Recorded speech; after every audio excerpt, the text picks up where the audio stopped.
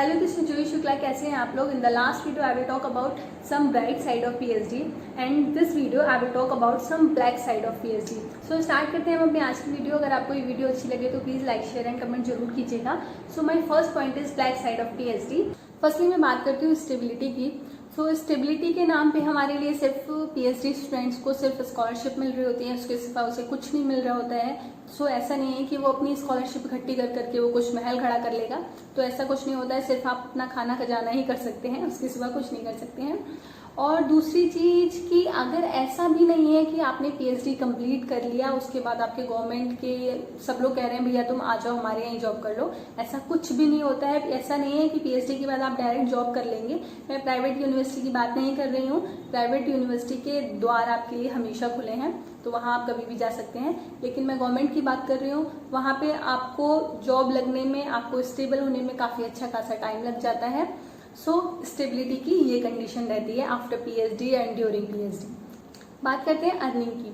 सो PhD student कुछ खास earning नहीं कर रहा होता है जिस टाइम वो पीएचडी कर रहा होता है, क्योंकि वो अपना लैब में बिजी होता है, प्रोफेसर के साथ बिजी होता है, यूनिवर्सिटी में बिजी होता है। तो उसके पास टाइम नहीं होता है कि वो दूसरी जगह देख पाए। और थोड़ा बहुत जो कर सकते हैं, कोचिंग कर सकते हैं, स्कूल में पढ़ा सकते हैं, तो स्कूल में पढ़ाने के लिए भी आपको टाइम देना पड़ता है। अगर आपका गाइड परमिशन देता है देन आप कर सकते हैं जॉब, अगर परमिशन नहीं देता है देन काफ़ी क्रिटिकल हो जाता है। सो अर्निंग का कोई सोर्स बहुत अच्छा नहीं होता है। थोड़ा बहुत सिर्फ अपने खाने कमाने के लिए थोड़ा बहुत कमा सकते हैं, उसके सिवा कुछ खास अर्निंग नहीं होती है पीएचडी स्टूडेंट्स की। नेक्स्ट पॉइंट मैं बात करूंगी कि हो सकता है कि आपकी पीएचडी एक्सटेंड कर जाए।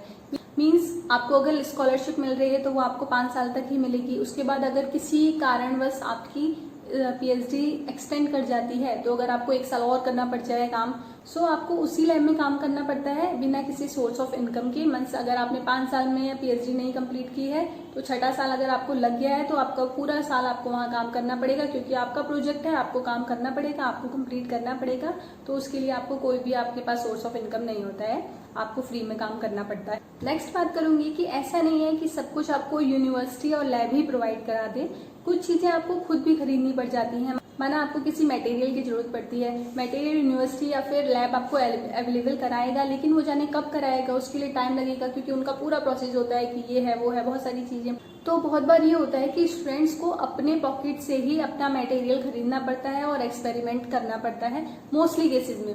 और जहाँ पे फैसिलिटी है वहाँ नहीं करना पड़ता है, लेकिन मोस्टली केस में, क्योंकि आप भी नहीं चाहोगे ना कि जो 2 दिन का काम है आप सोचोगे कि चलो थोड़ा पैसा डाल देते हैं, खरीद लेते हैं, एक्सपेरिमेंट कर लेते हैं और खत्म करते हैं कहानी, क्योंकि आप भी नहीं चाहोगे जो 2 दिन का काम है उसके लिए मुझे 2 महीना, 3 महीना, 4 महीना वेट करना पड़े। सो इस केसेस में स्टूडेंट्स को अपने पॉकेट से भी पैसे लगाने पड़ जाते हैं।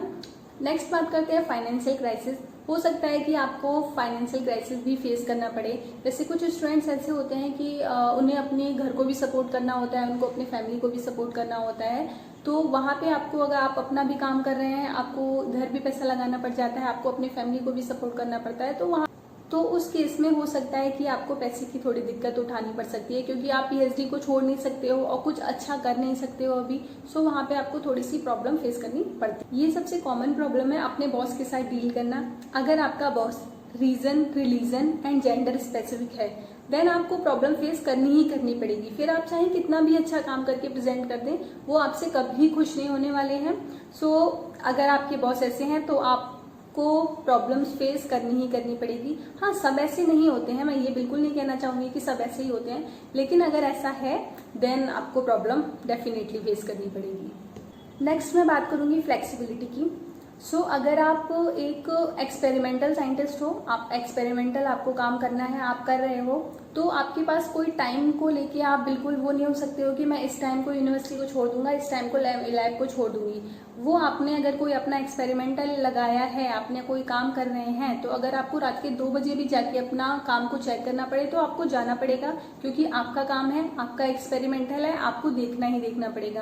तो इसमें कोई ऑप्शन ही नहीं है कि आप इसको स्किप कर लोगे। अगर आपको आपका काम है तो आपको चाहे वो रात के 2 बजे जाना पड़े, चाहे सुबह 4 बजे जाना पड़े, जैसे टेम्परेचर में आपको जाना पड़े, आपको जाना पड़ेगा और आपको अपने काम को, अपने प्रोजेक्ट को आगे बढ़ाना पड़ेगा। सो इसका कोई भी दूसरा ऑप्शन नहीं है। मेरा नेक्स्ट पॉइंट है कि ये जो पीएचडी की पूरी जर्नी है वो आपको अकेले ही फेस करनी पड़ती है। ऐसा नहीं है कि आपको यहाँ पे कोई असिस्टेंट मिल जाएगा, आपको कोई हेल्पर मिल जाएगा, ऐसा कुछ नहीं होता है। आपको अपना सारा काम खुद करना पड़ेगा। मे बी आपको कुछ टाइम के लिए आपकी सीनियर हेल्प कर दें, मे बी आपके बॉस थोड़ी बहुत हेल्प कर दें, लेकिन वो सिर्फ थोड़ी बहुत हेल्प करेंगे। सो आपको ये जर्नी अकेले ही पूरी करनी होगी। इसमें आपको कोई भी हेल्प नहीं करेगा। आपको मेंटली स्ट्रांग होना पड़ेगा कि आपको ये काम करना है तो करना है, क्योंकि आपका प्रोजेक्ट है, आप इसे छोड़ नहीं सकते हो। आपने शुरुआत कर दी है तो आप इसका।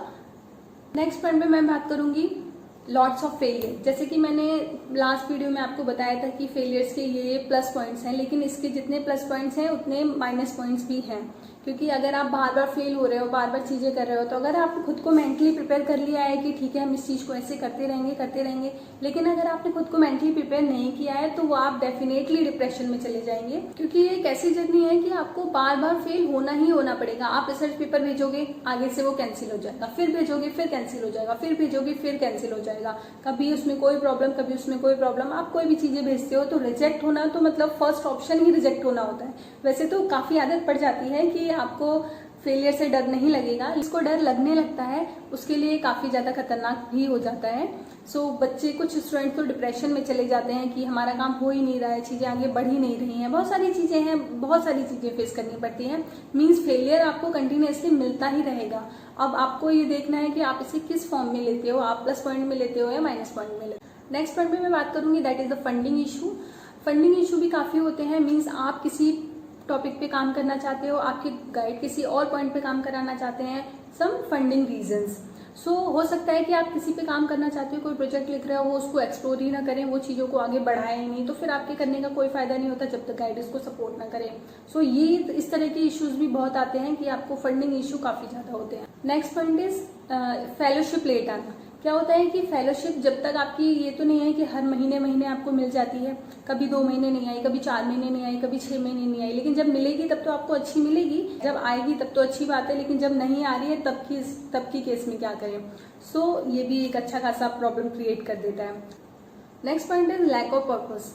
यहाँ पे मैं लैक ऑफ पर्पस हर लैब के बारे में नहीं कहूंगी कि सारी लैब ऐसे ही होती हैं, लेकिन मोस्टली लैब की मैं बात करूंगी। सिर्फ वहाँ पे इस तरीके से काम हो रहा है कि सिर्फ आपका पेपर पब्लिश हो जाए, आपके उनका लैब का नाम हो जाए कि इस लैब से इतने पेपर पब्लिश हो गए। लेकिन मोस्टली लैब अच्छा भी काम कराती है, लेकिन ज्यादातर इस पे ही काम हो रहा है कि आपको सिर्फ पेपर पब्लिश करना है और उसको सबमिट करना है, उनका नाम करना है, उसके सिवा कुछ नहीं। आप चाहे आपका माइंड कितना भी साइंटिफिक हो, आप चाहे कितना भी अच्छा कुछ करके प्रेजेंट कर सकते हो, लेकिन जब आपको चीजें आपसे कराई नहीं जा रही है, आपसे कुछ आपको आगे बढ़ाया ही नहीं जा रहा है, तो वहां की कंडीशन में आपको काफी ज्यादा फ्रस्ट्रेट हो जाते हो कि अब क्या करूं, मुझसे कुछ हो नहीं रहा है, मुझे कुछ कराया नहीं जा रहा है, मैं कुछ कर नहीं पा रहा हूँ, मुझे कोई भी चीजों को अप्रूव नहीं हो रहा है। तो वहां पे काफी स्टूडेंट काफी परेशान हो जाते हैं कि इस कंडीशन में हमें क्या करना चाहिए। सो आज की वीडियो में इतना ही। कैसा लगा आपको मेरा video, please like, share and comment कीजिएगा और मुझे बताइएगा। Thank you.